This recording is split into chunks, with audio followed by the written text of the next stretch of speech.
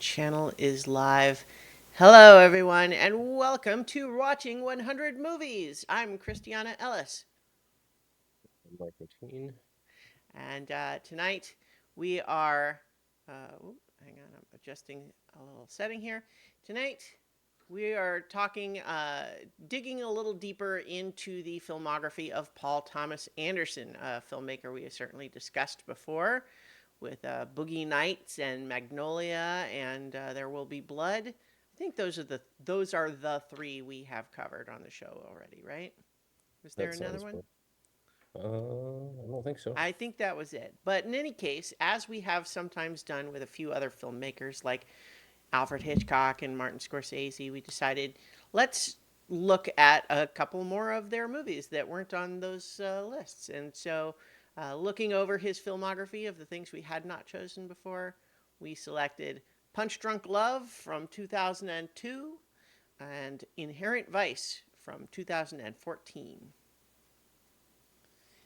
So, We um, did. I had seen both of these before, but neither in a while. What about you? Um, I had seen Punch Drunk Love, but probably like one time, like way back when it came out, Mm-hmm.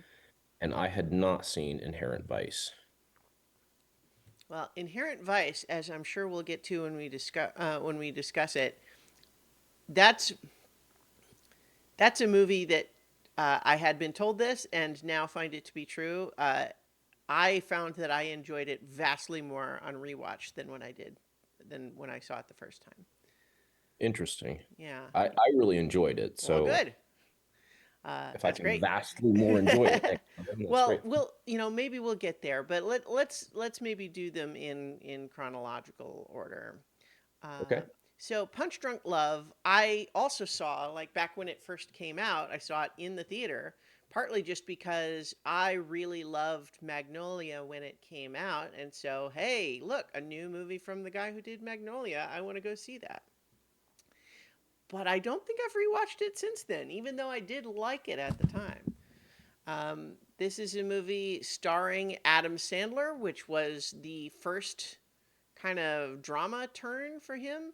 Like he had done some of his comedy movies that would occasionally verge into like a moment or two of drama, but mostly are there to be comedies. But probably even better known for just doing the silly stuff. Things like The Water Boy and that sort of thing, right? So this what that was part of the sell I recall at the time that it came out was you won't believe what Paul Thomas Anderson got out of Adam Sandler, and it's all about this. He plays this man who owns a business that seems to be about making sort of like customized fancy plungers to sell to like hotels and other places that might want a themed plunger for some reason. Um, and he has seven sisters and rage issues.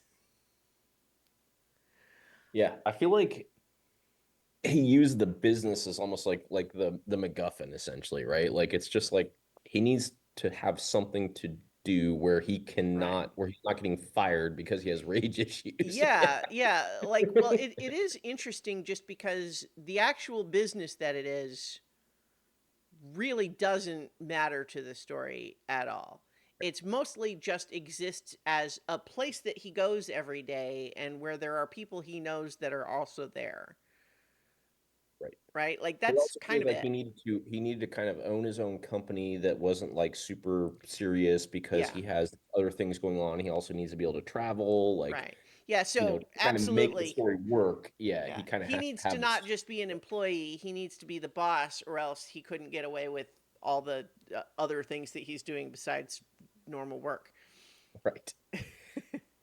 But he can't Um, just be like the CEO of a really good company either because he's kind of weird. So it like has to be kind right. of a weird company that he runs himself. It like Yeah. all just kind of fits with where the story's going. Mhm. Yeah. And it seems like our impression of the business is that it is by no means where he wants it to be yet, but it seems like they're growing. Like they're not actively failing. It seems like they're improving. They've had time to start putting out newer models that are like he's one a lot of talk about one being unbreakable, but then when he goes to demonstrate it, it immediately breaks, and he says, "I'm sorry, I guess this is one of the old ones."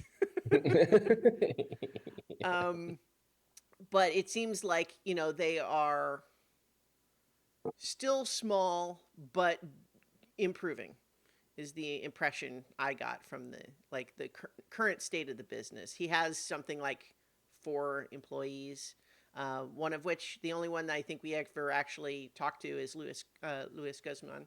A Paul Thomas Anderson standby, always fun to see. Yep. Um, but then, of course, we meet Emily Watson.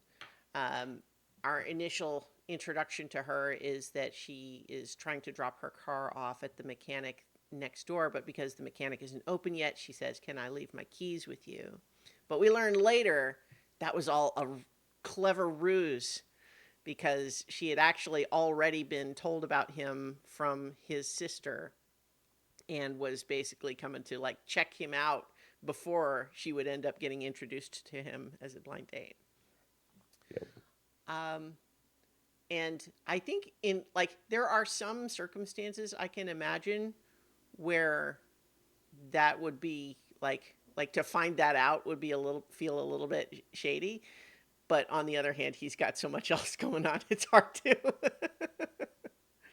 hard to put too much on her for that. But so the movie ultimately is kind of about this guy who has a lot of repressed rage issues where those are expressed in he seems extremely meek and very polite at all times right up until he really just can't help himself and he'll kick his foot through a plate glass window or something, Right. and doesn't even really seem to understand his own behavior in that regard. um, it it doesn't help that his sisters are just a hurricane of a family, because there's so many of them and they're so active and they're just like it seems like they do care about him at the same time that they are just really constantly ragging on him and saying lots of things that would bother him that they're teasing, I guess, but also they don't seem to necessarily realize how much it actually is hurting him. Yeah. But also, you know, in their defense, he can't express himself, and all he does is in the middle of a dinner party kick his foot through their window. And so at a certain point, their perception of his deal is sometimes you just freak out and we don't know why and you can't tell us. Which Which you can but see their perspective. Yeah. yeah. um, but and then so there's also a subplot where he is lonely and doesn't really know how to talk to people and ends up kind of on one particular lonely night calling what we understand to be a phone sex line, but it's sort of presented in the ad as it's like just someone to talk to you and listen to you. And that's really all he wants. And in fact, every time the woman tries to make it go in a sexual, direction, which is immediately and right away and constantly in the conversation, he's just like, no, that's not what I wanted. But it becomes immediately a scam where they're trying to extort him for money. And so he's having to deal with that at the same time that he has just for the first time in his life found real love. And we got Philip Seymour Hoffman as the guy who's running that whole thing. And it's a small role, but it's always great to see him. Yeah. Another reminder of just how awful it was that we lost him so early. Think how many cool things he could still be doing if he were around. But uh, so like, what is your like? We kind of just described really just the high level. Like that's what happens in the movie. Like what was your take on it, revisiting it? I mean, so this movie, this is one where like at least for me, you kind of have to sit with it for a while because it's on purpose, right? It's meant to be sort of a quirky, it doesn't necessarily like subvert the tropes of romantic comedy, but it Mm-hmm. definitely like it's like romantic comedy adjacent. Like Mm-hmm. it's meant to be kind of this surreal version of a romantic comedy where like Mm-hmm. none of the normal tropes exist, right? Like again, as opposed to subverting them. Mm-hmm. So it it does feel kind of off, right? Like and it's meant to. And it when you kind of sit with it, it's like it becomes kind of a sweet story, like where it all starts, and you have to kind of realize how it all clicks together, right? Like because all the individual pieces are so strange on their own, Mm-hmm. like the weird business that he owns that we already talked about, the phone sex, you know, extortion scheme that Yeah. exists, the relationship that they have where they're both kind of weird, right? But they like each other, Mm-hmm. and so that's sweet. The collecting of the way he's figured out how to like game the pudding points so he can Yeah. like get lots of travel, and it's like all those independently don't make any sense, but Mm-hmm. the way it all weaves together when you kind of sit with it of okay, well, the phone sex extortion thing is what finally got him to express himself because he got so fed up with them Yeah. that he went and asserted himself for the first time. And that allowed him to assert himself in his relationship that was kind of feeling weird. And they like traveling, and now he Mm-hmm. has the travel points because of the pudding thing. Mm-hmm. And he has the ability to travel with her because he has this weird business that he owns. And like how it all links up, it just takes a minute, and then probably the one subplot that never makes any sense is that the piano harmonica thing, Yeah, like it's I wanted to say melodica is I think what that yeah, thing is called. it's some weird instrument he finds discarded on the street that he Yeah, brings. it's got a piano keyboard, but it has like a bellows on it, like an accordion.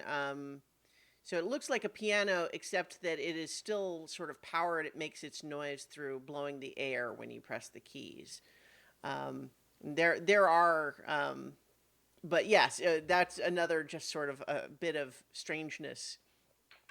And one of the things that I think is really interesting about this movie, I think in some ways, obviously it follows kind of the template of like, elements of romantic comedy, like you were suggesting. But I think part of the surreal aspects of it are, I don't want to say metaphorical exactly, but they're meant to sort of convey how the world frequently seems confusing and alienating to him, Yeah. right? Mhm. And one of the things that struck me on this viewing, I think this was something that just the world broadly had a lot less understanding of at the time. And so I don't think, there wasn't any of this sort of terminology used. And it may not have even really been the specific direct intention. But I think right now, we watch this movie today and wonder, is Barry, uh, uh, Adam Sandler's character, Barry Egan, is he on the autistic spectrum? Seems like maybe, probably, yeah.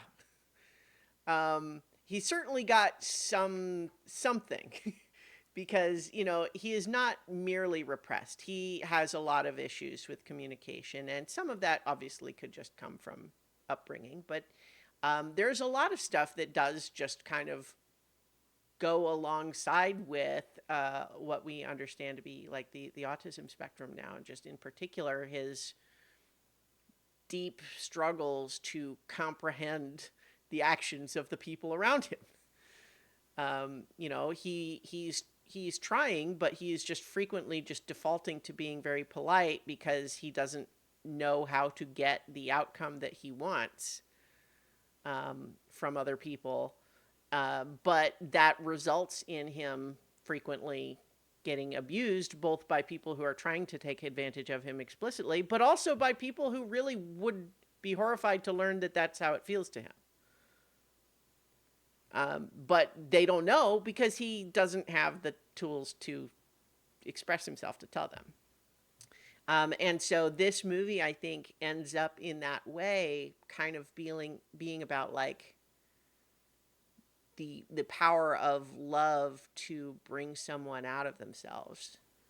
And it is like you said too. It's the falling in love with Emily Watson's character, but also the abuse that he's taking from these criminals, and in particular, he doesn't really start to get angry about it until he's perceiving that they're putting her in danger, Right.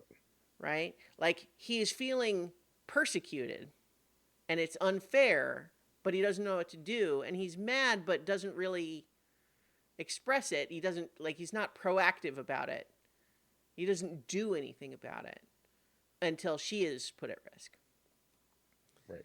And so it's kind of feels to me like what it's kind of just about is kind of the beauty of how this serendipitous connection that he makes, um, just awakening him to emotions he was not used to and giving him sort of a vehicle to express himself better.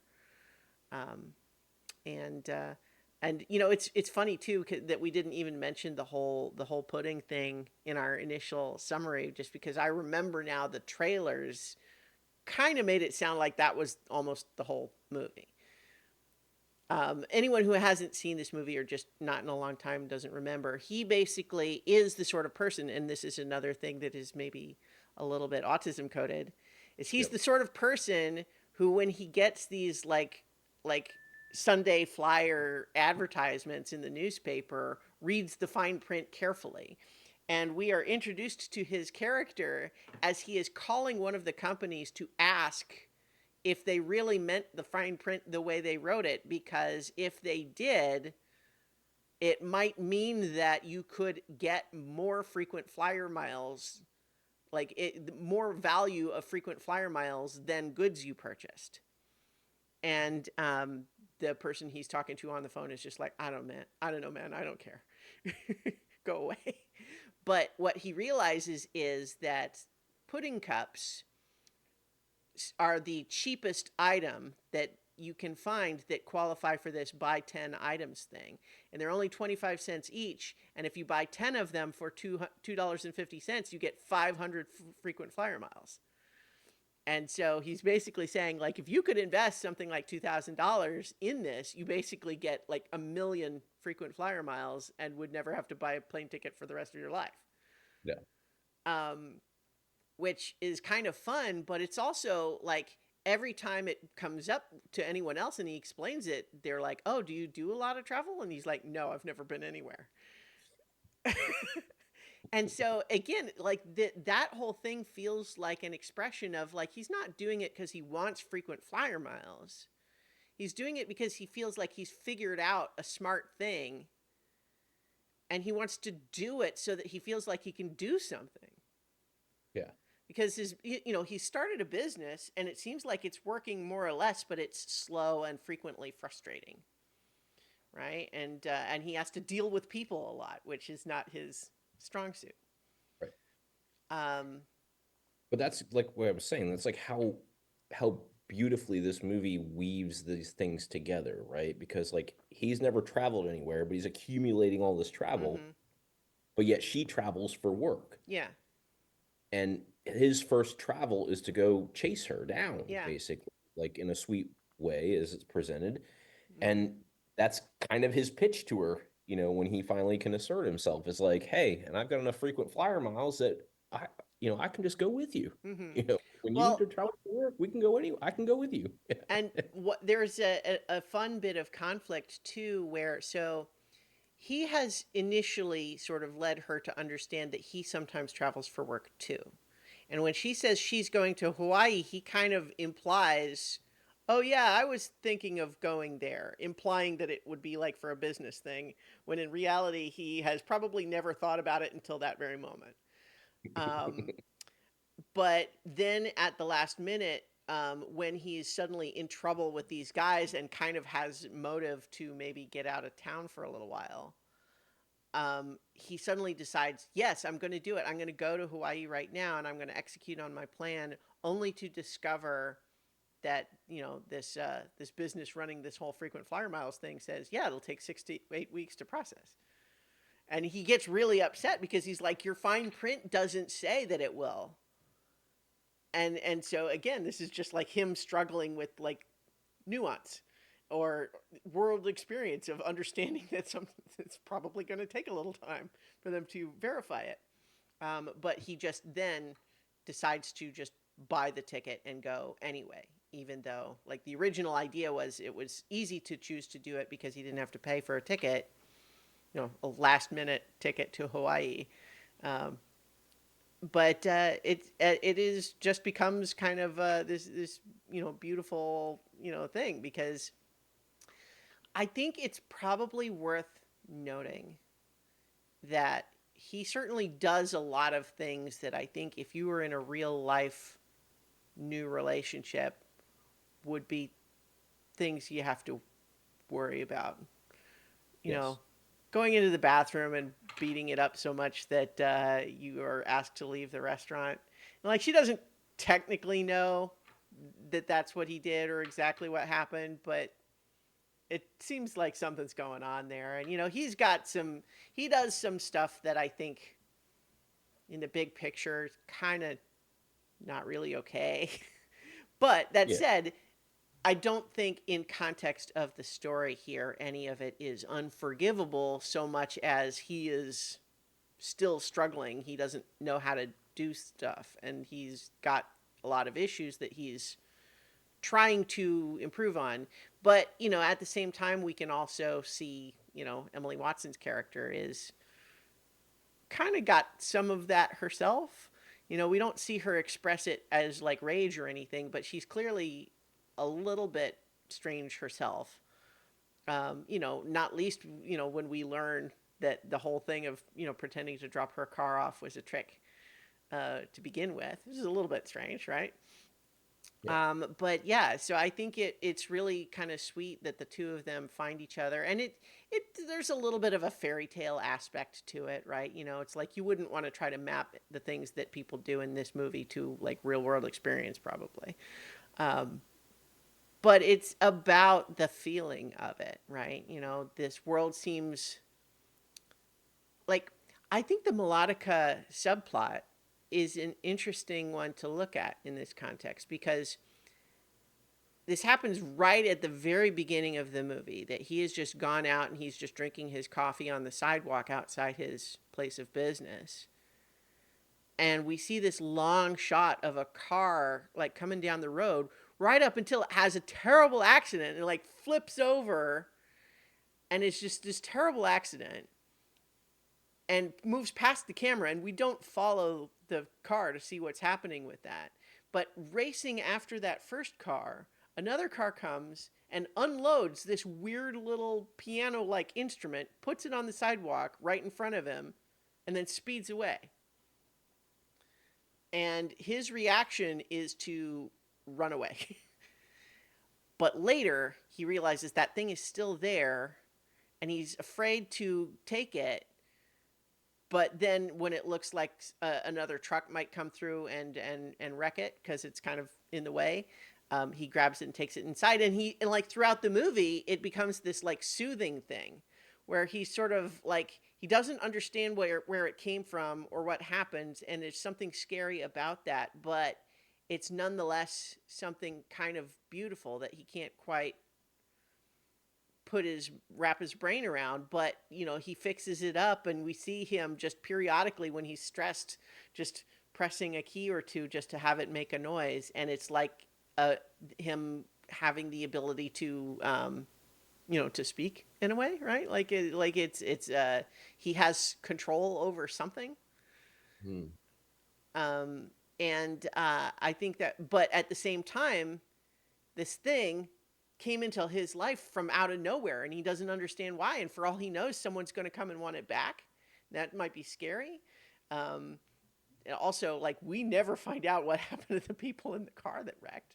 or why that happened or anything about that. It's all just, again, part of this.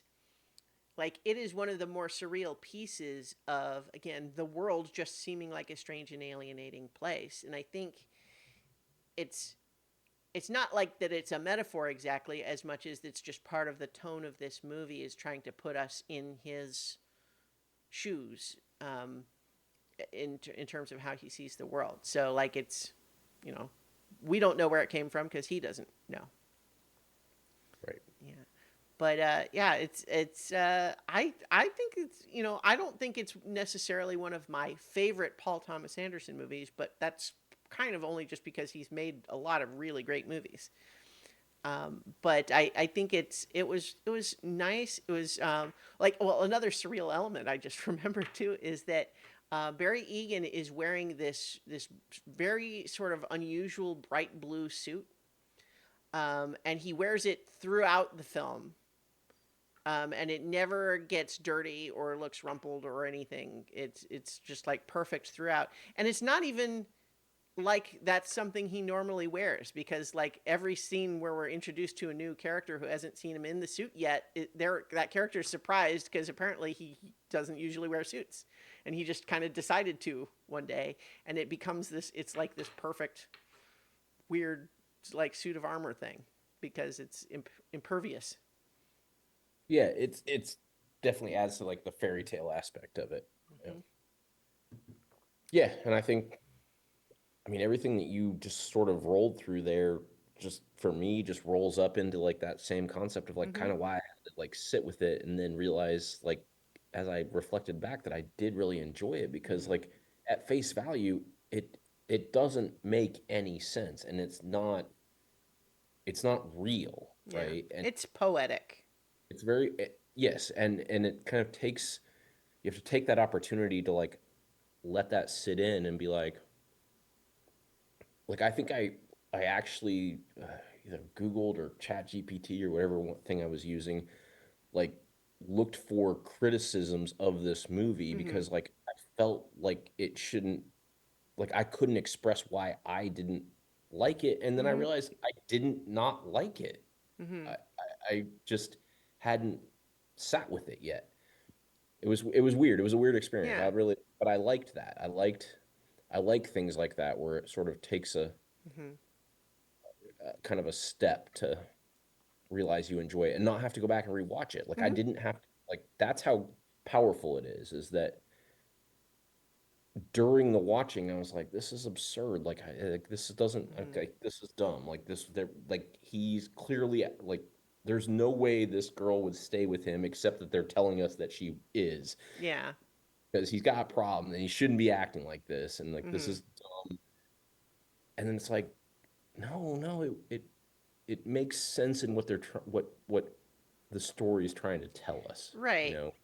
It. And then sometimes feelings and you know your reality doesn't have to be the movie script, right? Hmm. Like it's not saying it has to be this, but it's kind of pushing against, you know, you need to have this sort of romantic Right. relationship. Like it's just your reality and what makes you happy is okay Hmm. by taking it so far to the extreme, you Yeah. know? Like, it's like the violence, I think, is a good example of that, because by the time we're getting to the climax, in particular, what happens towards the end is when the two of them come back from Hawaii. These guys that have been trying to extort him for money wreck wreck his car, and she's hurt. She gets like a cut on her head and has to go to the hospital. Um, and But we so I think it's right away that he gets out of the car and he beats them up, right? Like those guys, and then it's later that, yeah. So he suddenly switches into, like, all of a sudden this guy's an action hero, and it's there's an element to which it feels like the in the movie, he is now channeling that rage that he's had. He has an outlet for it, right? Like, and it almost feels like somehow that's what it was always for. You know what I mean? Like that's kind of how it's presented in the movie is that it's kind of like he's finally discovered that his curse is actually a superpower sort of thing. I don't want to overstate that. But then there's also just an element again of like in real life that would be a very scary thing to see someone do. I mean, when you're threatened by four guys and all of a sudden this guy that you know is sort of a meek guy suddenly just grabs a tire iron and beats the crap, probably severely injuring these four guys. That's not a oh my hero. That's a oh my god, I am scared of you now moment. Yep. But it's certainly not portrayed that way in the movie. Actually, I think to some extent Emily Watson is probably not necessarily all that aware of that even happening. Right? She's kind of concussed in that moment. But so then he takes her to the hospital and leaves her there to go and confront the guy who sent the guys, Philip Seymour Hoffman's character. And what I really like a that um, that confrontation ends up just being talk, right? It's yelling, it's threats, but he doesn't beat Philip Seymour Hoffman up. He basically just yells at him and says, "I have love in my life, and that makes me powerful." And Philip Seymour Hoffman backs down. And we get some great, comic bits from Philip Seymour Hoffman. Is like as he's going to leave, suddenly he tries to retake the initiative, and it's like he's going to come right back in. It's like never mind, never mind. Um, but then I really like though that when he finally goes home, she basically calls him on saying like, "You left me at the hospital. Like you can't do that. That's not okay." And she's not saying like I will, we're done, but she makes it clear like, look, don't do that. You can't do that. Um, I like that moment, and so, but yeah, I think you're right too that there's like fairy tale elements of it. I think a lot of that stuff we're not really meant to imagine what if someone did that in the real world. Right. It's really supposed to not necessarily be so literal as much as like fairy tale or allegory, right? But yeah, so in any case, I was glad to revisit it, and even though I think in a lot of ways it's maybe slight compared to some of Paul Thomas Anderson's other movies, I don't think there's anything wrong with it in that regard. It's kind of just this interesting little oddity of a Yeah. movie. Enjoyed it. Yeah. Yeah. Okay. So, want to move on then to Inherent Vice? Yes. All right. So, this was your first time watching it. Why don't you jump on in? Inherent Vice, based on a novel by Thomas Pynchon. Mm-hmm. Um, it's an interesting kind of noir, surreal, Mm-hmm. countercultural um, film. Um, was set in early 70s, 1970. Mm-hmm. Um, Follows a private investigator played by Joaquin Phoenix, who goes by Doc Sportello.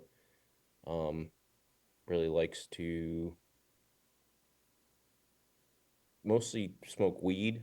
I think Mostly, although he's there- kind there- of equal he's open opportunity. to other things Oh as yeah. the movie goes on. Yeah. Yeah. But his kind of default is he's just kind of like a hippie weed smoking PI. Mm-hmm. Um, Shaggy hair, giant sideburns. yep. Um, who is approached by his ex-girlfriend Mm-hmm. to locate her new boyfriend who's like this real estate magnate. Mm-hmm. And he's got this interesting relationship with the police. Um, he's got there's sort of this weird mutual respect between him and Josh Brolin. Is that who Yeah, plays Josh it? Brolin. Yeah, Yeah. who plays Bigfoot Bjornson, Mm-hmm. kind of the straight laced. police officer who hates hippies. There's a lot of really good humor between them, and Mm-hmm. some nice touching things with sort of their relationship as they kind of work together from very different perspectives to go through this whole noir plot that Mm-hmm. unveils this entire like web of conspiracy, corruption. Um, there's uh, you know a Golden Fang drug cartel that's somehow involved. All of this, like, yes, you could go through. We could go through exactly how they all work Mm-hmm. together. That's kind of not the point, Mm-hmm. right? Like more of like it's just sort of this very eclectic cast of characters that all are woven into this investigation that he's kind of going through, and it's not about what happens. It's more about sort of the surrealism of like moving from the 60s into the 70s and kind of how everybody was sort of working together, or not working together, but like how that all worked together Mm-hmm. in Southern California as it kind of evolved out of like the straight hippie thing into a more, whatever you want to call it, like so it's just basically the transformative era of the Yeah. 60s, 70s. This is really about all the people and characters who were in that.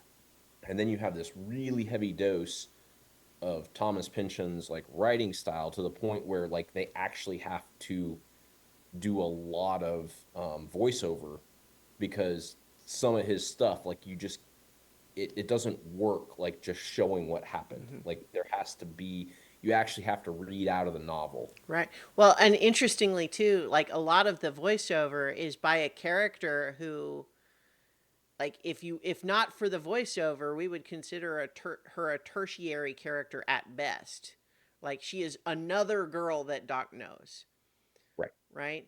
But at the same time, becomes a much more major character, partly just because, in the parlance of the cinema, she is the one telling us the story. right. Yeah, she's adjacent to Doc during Mm-hmm. this entire thing. Yeah. And so she's allowed to sort of be Thomas Pynchon's Mm-hmm. voice, which I love the way Paul Thomas Anderson like worked this into it, right? Mm-hmm. Like it's it's a very tricky thing, right? When you're trying to like show what the novel, like the beats of what happens in the novel. Mm-hmm. Yes, you're trying to capture the sort of the feeling of the novel, Mm-hmm. but Have then you read the because book? I haven't, but I've read Oh, his stuff before. okay. Yeah, I Right? hadn't read anything by him, so that's Yeah, interesting. I read Gravity Rainbow, and I mean, it's like like you you get caught up in how he writes as much as what's happening, right? And it's Mm-hmm. fun because it's really funny when you kind of like allow yourself to realize like they're not just like straight jokes. Like Mm-hmm. it's sort of this surrealism and this playing with like there's some funny parts in there with like I can't remember exactly what happens in this movie, but there's some parts where it's like weaving in like just swear words, right? Like, but the Mm-hmm. way that he like kind of brings them into this like heavily like just opining about something, and then it basically ends with like oh fuck, right, or Mm-hmm. something like it's not exactly that, but it's like that sort of all this build up to just this like Mm-hmm. contrite like fuck, Yeah. Yeah. like it. So to be able to just say to make the decision and say this literary part is so important to the story, we've got to find a way to work it in. Mm-hmm. We're going to take this character, we're going to do these voiceovers, and we're going to take some of his best passages and we're going to make it work with the story. And the way that like it feels seamless, right? Mm-hmm. It doesn't feel odd that they've done that. And that I feel like is part of the genius of Paul Thomas Anderson is to be able Mm-hmm. to take all three of those things, the plot beats, the feeling of the thing, and the literary words, put them all together in one movie. Mm-hmm. That's a lot of fun, you know? Nice. So when I watched this movie for the first time, I had had the impression, like what I had heard about it from a couple of people, is that it was confusing. Which, although I guess I can understand how people could find it confusing, ultimately that was it wasn't confusing in the way that I thought they meant. Like you can follow the case. There's a couple of places where we get some stuff that either feels like it's influenced by the drugs he's taking, and there's a point where he gets knocked out, and we don't see it happen. We're basically see him walking into a back hallway and then waking up next to a dead body. In a completely different place, right? But the implication is like he doesn't know what happened in between, right? And so there's a jump cut that could be like jarring in that we don't know what happened, but it's because he doesn't know what happened, right? That's part of the mystery happening. But I know when I watched it the first time, I was like, it's not that I didn't like it. It was that I found myself sort of struggling to have the story come together to tell me something specific. And it felt to me in that viewing like it wasn't getting there. Like it was a little kind of incoherent and sort of like trippy for its own sake, and that it was doing some interesting stuff but didn't overall feel like a whole thing to me. That was my take the first time.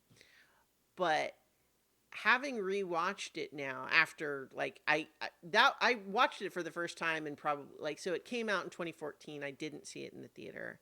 I probably watched it for the first time something like 2017, and I hadn't watched it again since then. But I had had a lot of people tell me they thought it improved a lot on rewatch, and I wondered if it was going to be like Big Lebowski in that way, because Big Lebowski is another movie where when I watched it the first time, I was too caught up on the ins and outs of the mystery and trying to solve what's really happening, only for that movie to basically reveal in the end that that could not matter less. You know, it is extremely not the point. And it's this movie shares a lot of overlap there, not quite in the sense that the mystery doesn't matter. It's less of a complete comedy than Big Lebowski is, and so like there are stakes. There's someone he knows and cares about who's caught up in all of this, and so we have reason to worry that she's going to be okay, right? Especially because like even if she hasn't been disappeared or thrown off of a boat or something like that, she's in a bad place, right? Like she's doing self-destructive things. But so in rewatching it, first of all, there's just the overlap of a guy who's kind of a stoner dude getting embroiled in a weird mystery, and there's a lot of sort of drug use and like there's a lot of superficial overlap with Big Lebowski anyway. Yeah. Um, but I found in rewatching it this time what really, partly because I remembered the broad shape of the story, and knew that kind of like in Big Lebowski, like being able to follow the moment to moment details of the mystery is really not what the movie cares about is or is interested in, especially. And I just really locked in to Joaquin Phoenix as Doc in this movie to the point where I was feeling like this might be His his audition single for most Joker. what? His audition for Joker. No. He does Although do who a similar knows? thing. I Yeah. guess, but I guess what I was going to say that is you threw me because it is such an opposite end of the spectrum of where I was going to go, and it kind of threw me. I apologize. That's Go okay. for it. Yeah. So what I was going to say is Doc is maybe his single most likable character in any movie he's ever been in for me. Al- Um, Also agree. Yeah. yeah, like he's been likable before. I've always thought he's a great actor, but often when he's being great playing a character who's kind of a creep or a weirdo, right? And like maybe Signs is another one where he's really just a nice guy and there's not really anything complicated or sinister there. But Doc is just such a sweetheart without being naive in this movie. Like he's accepting of nuance, but at the same time, he's just got such a big heart to him, and like like he's just trying to, he's worried about his ex girlfriend. He wants to make sure she's okay, and then in all of that, he has found out about this guy who just got involved with the wrong people. Read it, the FBI. um, and now basically can't go home to see his wife and daughter anymore, and so there's just this, like, he gets to a point in the broader mystery where he's kind of managed to sort of slip through the whole thing unscathed, and his ex-girlfriend is okay, and he could just be done, but he's just realizing, wait, I'm not okay leaving that guy where he is. I have to go help him get out. And so he goes back into sort of being in harm's way. And then, like, at the same time, you mentioned his real, and so that guy played by Owen Wilson, having fun. Um, and then the relationship with the Josh Brolin character is really interesting too. How that all kind of ties into the mystery of it, and his compassion for that character, even as that character manipulates him into killing the guy that killed Josh Brolin's partner, puts his own, puts his life in risk in the process, and then tries to frame him for drugs, and yet has compassion for that character. Um, because, and like, there's that amazing exchange towards the end of the movie where he's come in and kicked his door down even after it seems like, again, it's like we could just be done with this, and you keep perpetuating more of the problems here. But he comes in, and Doc calls him brother at one point. He says, "Look, I ain't your brother," and he says, "Maybe not, but you sure could use a keeper." Because he's recognizing at this point that even though this guy seems, he presents as all straight laced and together, that he is very clearly in a lot of pain and is kind of struggling and flailing. And all of these terrible things that he has done are kind of just like, it's so much obvious by the end that it's kind of just panic flailing, right? Yeah. Like, because his life is falling apart and he doesn't know what to do about it. It's never, I'm not sure it's ever stated just like directly and explicitly, but we're basically come to understand that he was in love with his partner who was killed and is now really struggling. But even though he was probably, had unsuppressed homosexual feelings for his partner, is the implication. Um, Yes. but probably can't even admit that to himself. And so he's got a lot of anger and grief that he's dealing with and can't process because he doesn't really understand why he's feeling that way. Yeah. Um, he's trying to put it just as, oh, like Maltese Falcon style, when someone kills your partner, you're supposed to do something about it. But he's got this whole other layer to it that he's not processing well.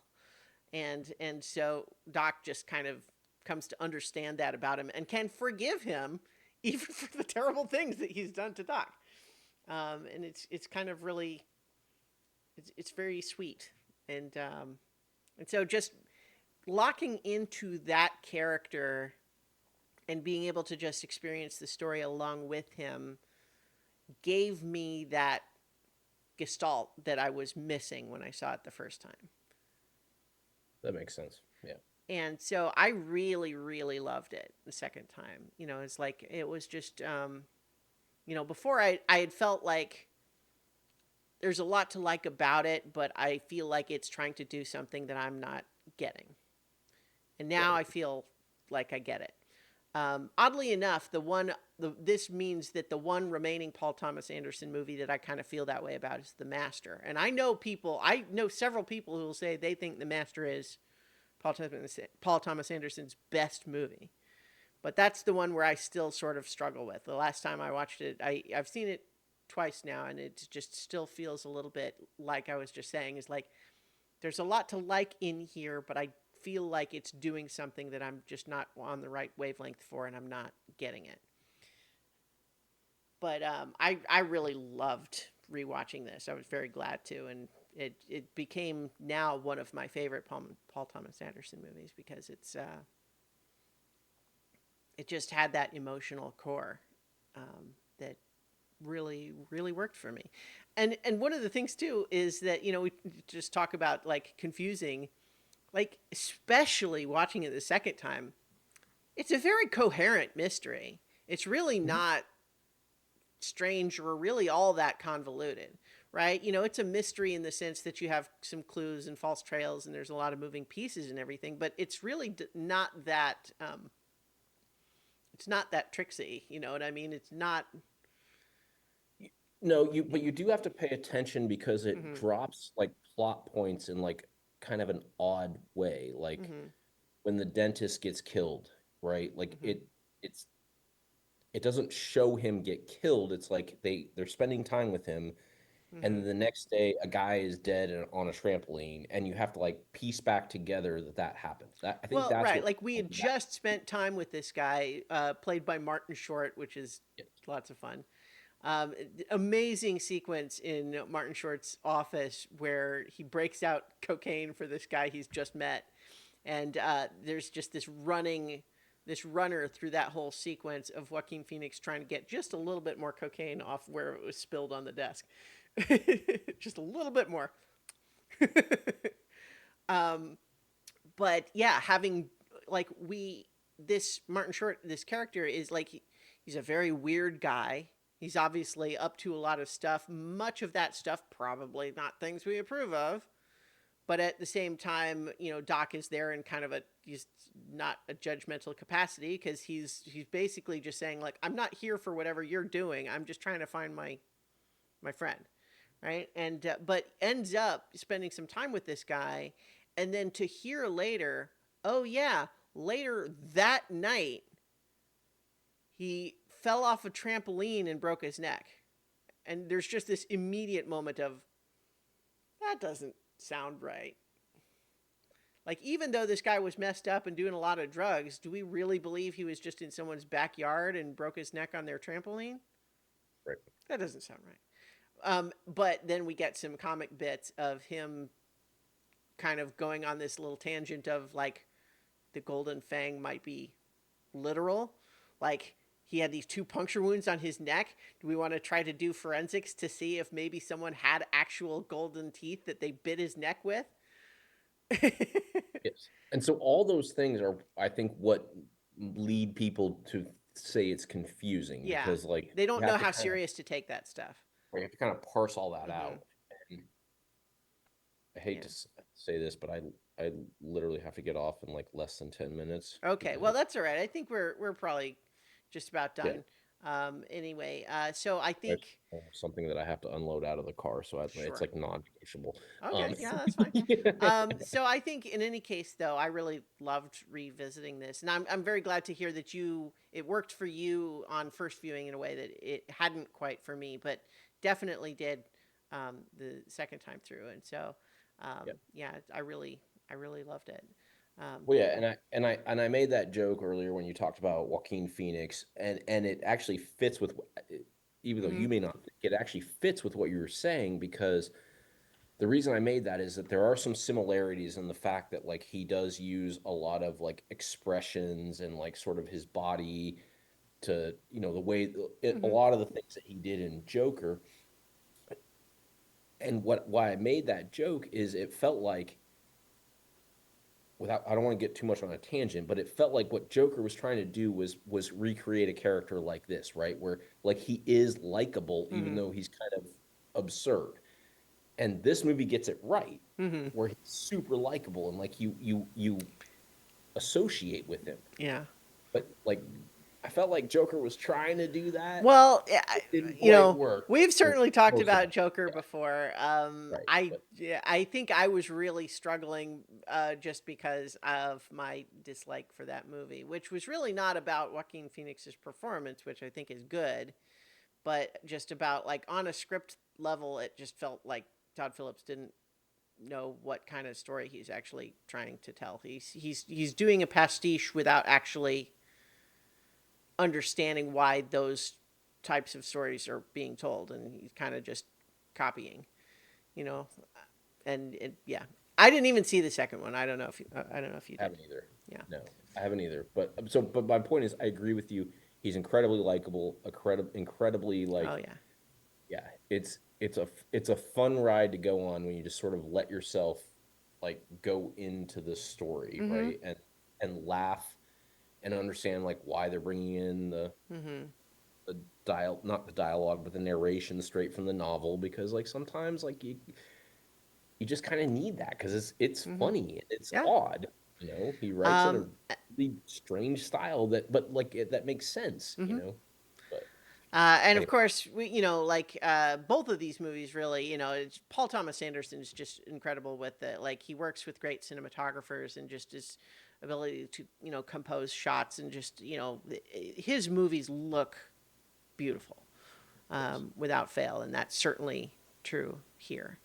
But yeah, so I think maybe that covers it. But so this would be the part where we would usually get into like what is our next thing going to be. But in this case, we don't quite know yet because it's going to be the Oscars are going to be nominated. It's coming right up, and so um, once they are announced, we're going to talk about what they are and kick off our annual Oscar movie marathon. that we will. Yeah, I have not been following any of the award buzz like leading up to this. Like I don't think I really I feel like I looked briefly at what won the Golden Globes and it fell right out of my head. So I don't even really remember. So I haven't been following all of that, but this feels just right now like it's going to be a weird year, a weird Oscar year. Yeah. Is there one movie or another that you are like rooting for to do well in the nominations this year? I mean, I really liked Wicked. Yeah. I thought, I mean, without getting too much into it, like because we'll get into it more. Mm-hmm. I think that took the whole journey of Wicked is pretty cool, right? Yeah.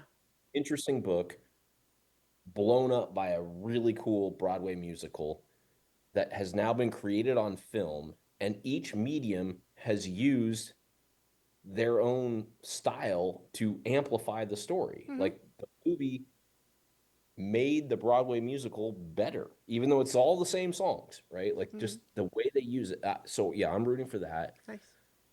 Dune 2 was really, really good. Mm-hmm. Um, I can't get over so like it's actually funny. Like somebody made a joke on like a sports channel that I follow about like how you can basically take his like rallying speech about being the Messiah. Mm-hmm.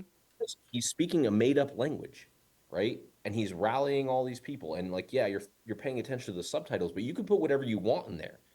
So they put on like who should be in the college football playoffs and like put it to the whole thing. And what you realize is Timothy Chalamet's like performance in there, like that's pretty impressive. Like this guy got you Yeah. believing that he was amping up an entire group of people with words that are invented, right? Mm-hmm. It's all on him, and like so stuff like that, like really made me like go back and kind of like it was pretty funny, you know, when he's making a case for like Alabama and Mm-hmm. Oregon, and you know, and it's like, but he's doing it's just the movie, it's just the subtitles are different, Yeah, right? the Dune 2 meme that I've seen probably the most of is anytime someone does anything moderately impressive, it shows the picture of Javier Bardem saying "Lisan al Gaib." And Yeah, then so that one's lastly, I'll good. probably say that Inside Out 2 is probably Mm. my favorite movie of the year. Inside Out 2 was really good. I really like that one too. You named some good ones. One of the ones that I would really like to see do well is Challengers, which I saw Okay, earlier yeah, in the sure. year. But boy, that was just like one of my best theatrical experiences in a while. It's just like I wouldn't have necessarily thought that I cared particularly about any of the like the you know What's it about? Well, it's about these two tennis players and in kind of a love triangle with another tennis player, and it's two guys and that I've never heard of, and then Zendaya, and um, I'm like, okay, sure. I mean, I could imagine a movie being good, but I'm not like especially interested in any of those details per se. But and I hadn't before watching it seen any of that director's other movies. Call Me by Your Name would be probably the most like well known. I have now, and I think that's good. But boy, Challengers just worked for like gangbusters for me. Like every in and out was really great. Like because it's cutting back and forth between sort of the past where they're all sort of getting to know each other, and then years later when they're well, years later, and it's cutting back and forth and having those two timelines work together with each other is it's really incredible, and the score is really good. So I hope that one does well. Um, but yeah, so we will be back to talk about those nominations once they come out. So Sounds in the good. meantime, everyone, watch good movies. Good movies.